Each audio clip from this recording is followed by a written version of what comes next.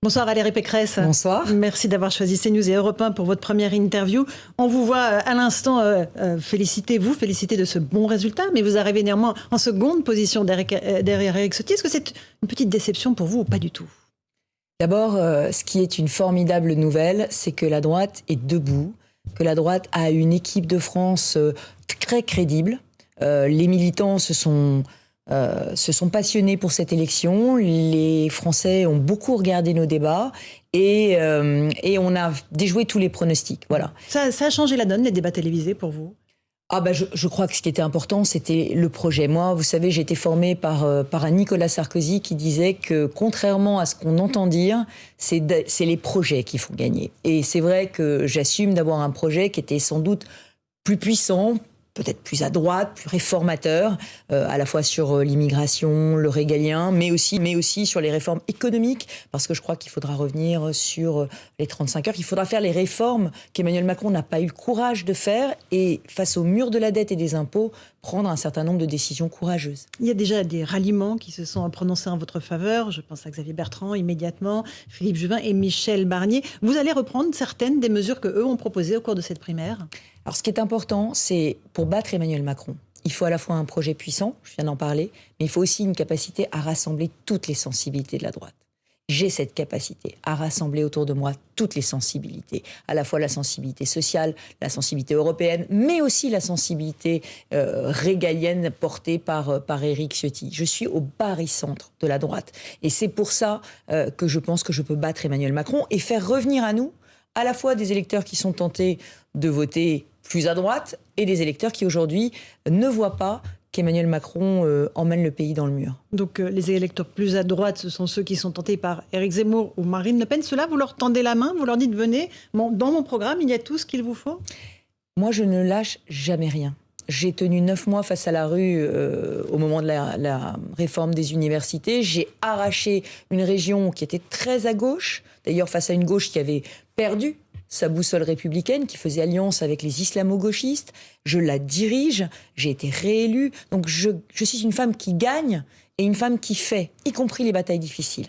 Vous parlez beaucoup du fait que vous êtes une femme, c'est une évidence. Vous pensez qu'il peut y avoir un réflexe femme, que si vous êtes désignée samedi prochain à l'issue du deuxième tour, les femmes peuvent se mobiliser pour vous? D'abord, c'est une question d'audace, parce que la droite républicaine n'a jamais eu de candidate femme. Donc c'est un peu transgressif, c'est un tabou à briser. Mais ce que je dis à tous les sympathisants, c'est oser une femme qui tient. Quand on voit Angela Merkel, pendant 17 ans, elle a défendu uniquement les intérêts des Allemands. C'est pas ce que fait Emmanuel Macron, qui donne des leçons au monde entier, alors que la France se prend des camouflets après camouflets. Parce qu'on ne respecte pas un pays qui est en déficit. On ne respecte pas un pays qui est désindustrialisé. On ne respecte pas un pays qui a tous les samedis des manifestations dans ses rues. Donc vous pensez que ce réflexe femme va jouer en votre faveur, plus que pour Marine Le Pen ou Anne Hidalgo, qui sont les autres femmes en compétition? Mais moi, je ne joue pas sur le fait que je suis une femme. Je joue sur le fait que j'ai un leadership qui est un leadership certes féminin, mais surtout très efficace. Voilà. Parce que moi, je dis ce que je fais ce que je dis. Avec moi, il n'y a pas de mauvaise surprise, il n'y a jamais de mauvaise surprise. Je trace mon sillon droit. Et je suis persuadée que face à un Macron qui est un président zigzag, vous l'avez vu sur le nucléaire, c'est incroyable. Il y a 3 mois, il fermait 12 centrales. Aujourd'hui, la droite dit « faut réinvestir le nucléaire ». Hop, il redevient nucléaire. Il invente le RSA jeune. La droite dit « il faut revaloriser le travail ». Hop, il nous parle de valeur travail. Enfin, on a un président qui est un président caméléon.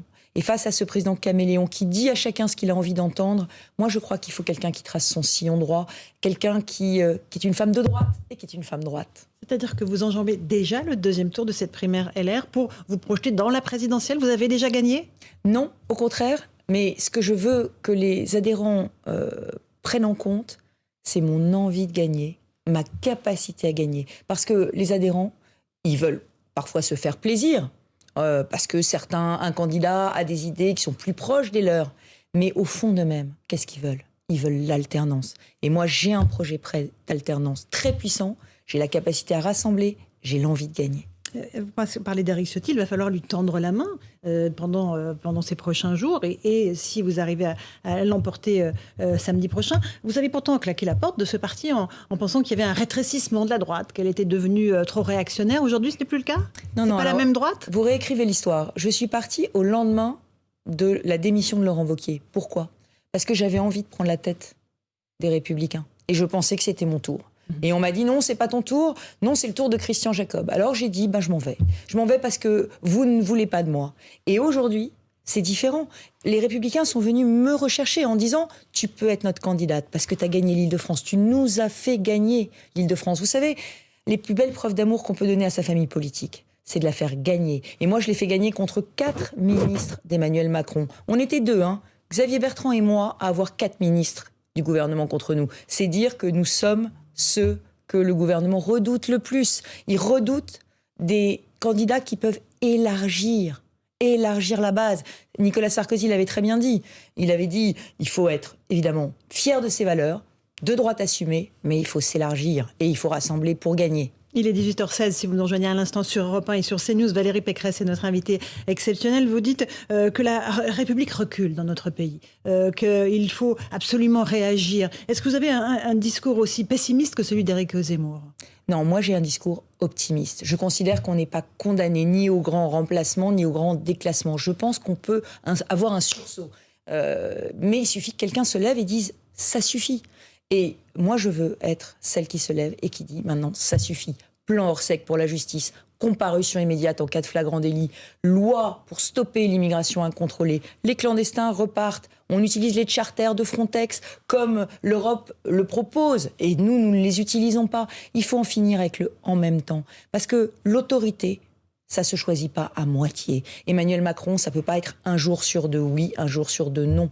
La culture de l'excuse, ça ne peut pas tenir lieu de politique de sécurité. Répondez-vous à ceux qui disent que vous avez beaucoup droitisé votre programme, notamment sur l'immigration, avec des propositions, une loi qui est déjà prête, une loi constitutionnelle qui est déjà prête. Est-ce que vous avez changé d'avis au cours des dernières années? Écoutez, je les mets au défi qu'ils aillent regarder ce que je disais il y a 4 ans, quand Emmanuel Macron a prononcé cette phrase terrible.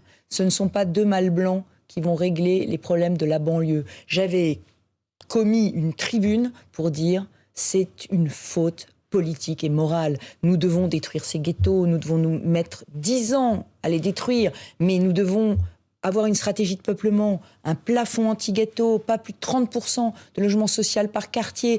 Et avec ça, on remet la République, la France, dans chaque quartier. J'avais parlé à l'époque de zone de non-France. Donc, toutes ces phrases-là, je les ai déjà prononcées. L'électrochoc d'autorité, c'est une interview que j'avais faite il y a 4 ans, en disant « mais c'est plus possible, regardez ce qui se passe ». Vous savez, je suis tous les jours en Seine-Saint-Denis. Et c'est vraiment un lieu qui concentre les défis de l'avenir et en même temps les problèmes. Vous avez accusé Emmanuel Macron d'avoir cramé la caisse. Là, vous avez dit c'est une dérouillée. Vous aimez le langage cash désormais pour casser votre image un peu lisse qu'on vous a parfois reproché. Écoutez, il y a un malentendu avec moi. C'est ma blondeur. C'est un malentendu. Voilà, je suis une femme forte. Je le prouve dans la façon dont je dirige ma région. Et c'est comme ça que j'ai toujours parlé. Alors c'est vrai que les Français me découvrent. Un certain nombre de Français, parce que depuis 2 ans, il y a eu la crise Covid, il y a eu les régionales, ne m'ont vu qu'enfermée dans ma région, en bonne présidente de région.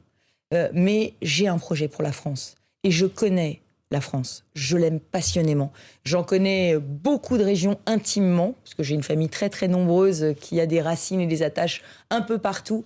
Et c'est tous ces territoires de France, tous ces Français que je veux servir et que je veux protéger. Avant le premier tour de la présidentielle, il y a ce second tour de la primaire LR. Quelles sont vos vraies différences avec Éric Ciotti au fond? Est-ce qu'il y a des différences irréconciliables? Non, il n'y a aucune différence irréconciliable. Simplement, mon programme est un programme qui est crédible. Il est puissant et il est crédible. Je vous donne un exemple. Éric Ciotti veut créer un Guantanamo à la française pour enfermer sans jugement les personnes radicalisées.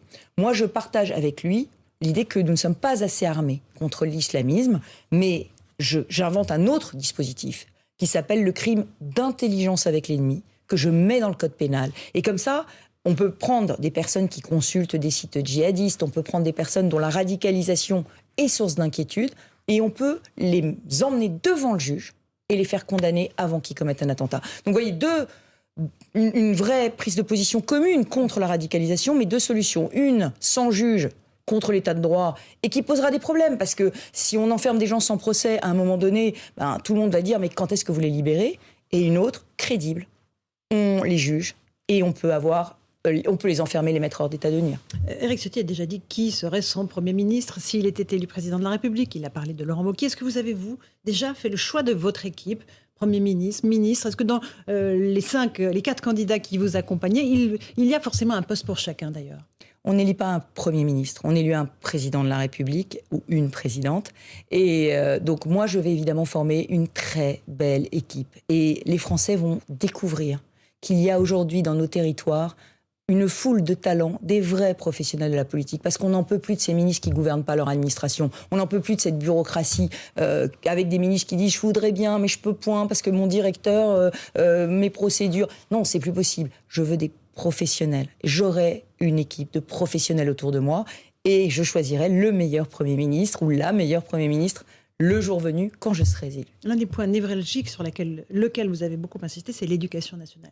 Vous dites qu'il faut un plan Marshall pour l'éducation nationale. On voit qu'il y a des agressions absolument tous les jours dans les établissements scolaires, des professeurs qui sont agressés, des tirs de mortier dans les couloirs de certains collèges. Qu'est-ce que vous proposez? Quelle est la grande mesure phare que vous allez proposer pour l'éducation nationale? Alors d'abord, je vous remercie de poser cette question parce qu'on devait en parler sur France 2 et le sujet a été zappé. Donc vous êtes mieux sur CNews et sur Europe 1. Moi, je veux un sursaut national pour l'école, vous avez raison de le dire. Et la première chose que je veux, c'est ramener la discipline. Ramener la discipline. Il y a dans nos écoles des jeunes qui décrochent. Ces jeunes, on les laisse dans les classes. Ça n'est plus possible. Donc moi, je propose un examen d'entrée en 6e qui vérifie que les jeunes savent lire, écrire, compter. Pour ceux qui n'ont pas la maîtrise des fondamentaux, on fait des 6e de consolidation. Parce que c'est ces jeunes-là qui vont devenir les perturbateurs. Au mieux, ils seront absentéistes, on les retrouvera dans les réseaux de deal. Au pire, ils seront les perturbateurs. Et c'est eux qui vont commencer à sadiser les professeurs, à sadiser les bons élèves. Donc ces jeunes-là, les décrocheurs, on s'en occupe. Je créerai une réserve éducative nationale, comme il y a une réserve de la gendarmerie nationale. Je ferai venir les retraités, les étudiants, je les rémunérerai pour faire du soutien scolaire gratuit pour les familles. Je veux qu'on mette fin à, j'allais dire, cet abandon de l'école. Et puis par ailleurs, il faudra donner des vraies primes aux enseignants qui iront dans les quartiers les plus difficiles. Il faudra une autonomie des établissements, une pédagogie différenciée. Et ça permettra quoi?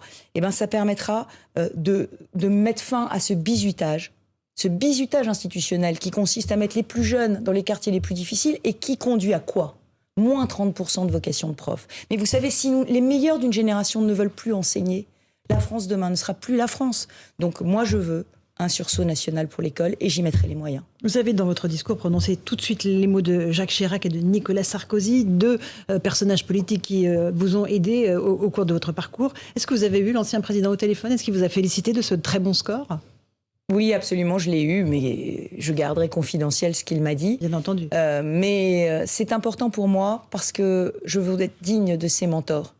Jacques Chirac aimait la France profondément. Nicolas Sarkozy aussi aimait puissamment les Français et ils m'ont beaucoup appris et je veux être digne d'eux. Qu'est-ce que vous dites à Marine Le Pen qui évoque le 4 quarts breton en parlant de la primaire LR et qui dit que finalement la droite est extrêmement fracturée aujourd'hui entre Éric Ciotti et vous? Elle dit que c'est quasiment, il y a un fossé qui vous sépare. Mais comme Marine Le Pen est bretonne, j'imagine qu'elle aime le 4 quarts et elle va en bouffer beaucoup. Donc c'est votre adversaire aussi, Marine Le Pen, dans cette élection? Bien sûr, parce qu'aujourd'hui, je ne laisserai pas à Marine Le Pen le monopole, j'allais dire, de la défense des Français qui veulent de la dignité, qui veulent de la liberté, qui n'en peuvent plus de la bureaucratie, qui n'arrivent pas à boucler leur fin de mois et qui se sentent en insécurité chez eux. Parce que ces Français-là, je vais les défendre, mais moi avec des solutions. Vous savez, j'ai le Front National dans mon conseil régional. Le Front National... Le Rassemblement National aujourd'hui. Oui, j'ai du mal à les appeler rassemblement. Vous préférez le Front National? Oui, parce qu'ils ne rassemblent pas grand monde derrière eux. En tout cas, j'aimerais qu'ils ne rassemblent pas beaucoup de monde derrière eux. Vous savez, mon premier parti, ça s'appelait le Rassemblement pour la République, le RPR, donc j'ai du mal à leur donner ce nom de rassemblement. Mais bon, donc j'ai le Rassemblement National dans ma région. Et aujourd'hui, je les vois voter systématiquement contre mes brigades régionales de sécurité dans les lycées, ma charte de la laïcité qui permet de ne pas subventionner les associations qui font du prosélytisme islamiste. Donc, pourquoi ? Mais parce que le RN n'existe que s'il y a des problèmes. Et nous sommes le parti des solutions. Nous réglons les problèmes. Donc forcément, ils votent contre. Donc ils font le choix de l'insécurité au quotidien, tous les jours. Est-ce que vous irez jusqu'à tendre la main aux électeurs tentés par Éric Zemmour? Éric Zemmour qui a félicité Éric Ciotti d'être arrivé en tête et qui lui dit, bon, visiblement les Français partagent le constat que nous faisons tous les deux. Et il dit, le RPR n'est pas mort. Le RPR dont vous réclamez. Vous savez, on ne peut pas se réclamer du parti gaulliste quand on dit que le maréchal Pétain a sauvé des juifs français pendant la guerre. On ne peut pas se réclamer de Gaulle quand on dit qu'on n'est pas sûr que le capitaine Dreyfus était innocent. Ça n'est pas possible. Ça n'est pas possible. Aujourd'hui, on ne peut pas falsifier l'histoire à son profit. Donc moi, je le dis, nous avons un candidat qui est d'abord dans la provocation. Je ne dis pas que ses constats sont faux. Je dis qu'il est d'abord dans la provocation. Et moi, je suis d'abord dans les solutions. Et je sais que le 24 avril, quand les Français vont voter, ils vont voter pour une droite des solutions. D'ailleurs, on l'a vu même dans cette primaire. Dans cette primaire, j'allais dire, personne ne m'avait vu venir. Et pourtant, pourquoi les militants m'ont choisi moi? Ils m'ont choisi parce que mon programme était le plus fort, le plus puissant. C'est ça qu'ils veulent. Ils veulent la suppression des 35 heures. Ils veulent une vraie réforme de l'État. Ils veulent la débureaucratisation. Ils veulent une vraie réforme des retraites qui protégera le pouvoir d'achat des retraités. Ils veulent qu'on fasse enfin tout ce que Emmanuel Macron n'a pas eu le courage de faire. Et puis, ils veulent de l'ordre. Et moi, je suis une femme d'ordre. Et quel constat vous partagez avec Éric Zemmour quand il dit « la France est en danger », le terme du grand remplacement de la population par une population immigrée, ça, vous le partagez ou pas? J'ai déjà dit qu'il y avait des zones de non-France. Je vous dis, je suis la présidente de l'Île-de-France.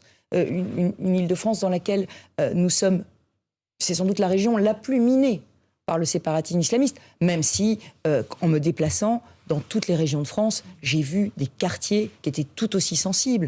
La Guillotière à Lyon, j'ai vu les quartiers nord à Marseille, j'ai vu le Mirail à Toulouse. Je sais qu'aujourd'hui, c'est toute la France qui se sent aujourd'hui menacée par ces zones de non-droit et de non-France. Donc le constat, je le partage, et je le partage depuis des années. Simplement, la différence, c'est que moi, je propose vraiment des solutions pour y remédier.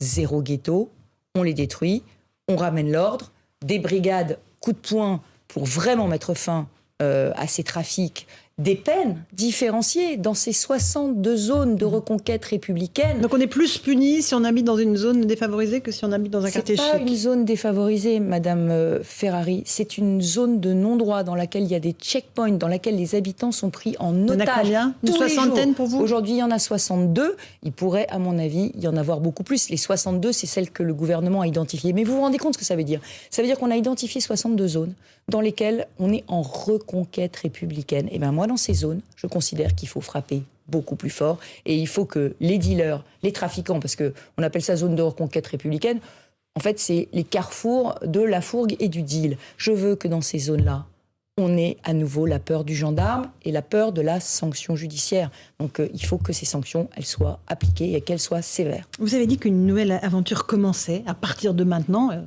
Et si vous êtes désigné samedi par les électeurs, une question un peu personnelle, vous avez pensé à l'impact sur votre famille, sur vos enfants, sur vos proches? Vous savez que c'est une épreuve du feu, une élection présidentielle. Vous êtes prêt à prendre ce risque-là? Ça a été le plus dur pour moi. Ça a été, et là je le dis en tant que femme, d'emmener ma famille avec moi, parce qu'ils ont déjà beaucoup souffert de ma carrière politique. Ils n'ont pas été épargnés.